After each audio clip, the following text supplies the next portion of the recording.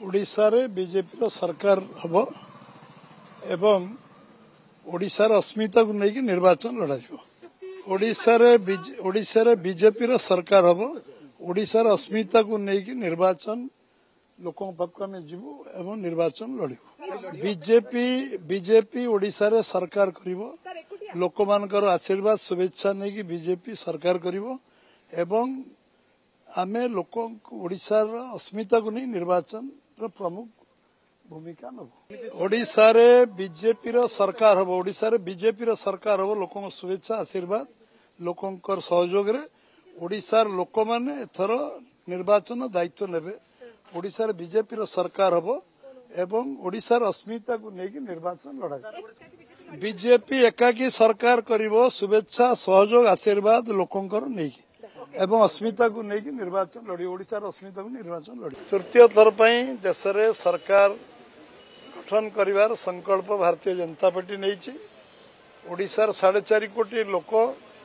समस्त आशीर्वाद शुभेच्छा सहयोग रे केंद्र तृतीय थर सरकार ओडिशा रे प्रथम थर बीजेपी सरकार करने समस्त जनसाधारण मनस्थिर करछंती एवं जो अकुंठ सहयोग समर्थन एवं साहाय्य आम आशीर्वाद हम यशस्वी प्रधानमंत्री नरेंद्र मोदी को सारा देश रे विश्व रे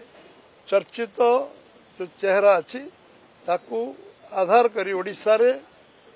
आमे सरकार गढ़ू एवं साधारण लोक आशीर्वाद मिलिबो विश्वास 100% मोर अच्छी एवं निश्चित भाव सरकार गढ़ा ओडिशार अस्मिता को लेकिन निर्वाचन आमे लड़ू एवं आमर सबु शीर्ष नेतृत्व सहित आलोचना चर्चा होती एवं काली राज्य कार्यालय अपराह्न रे आमर निर्वाचन कमिटी बसी सबु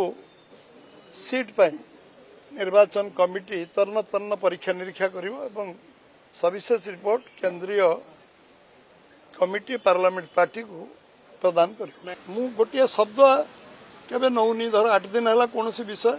जदि तुम्हें जहाँ को पचारे पचार मु शब्द नौनी आपण ताकू हेडलाइन कर विषय राष्ट्रीय सभापति पार्लियामेंट पार्टी हूँ चूड़ांत निष्पत्ति आम 147-21 सीट्रे आम कम करमर कम करवा आम दल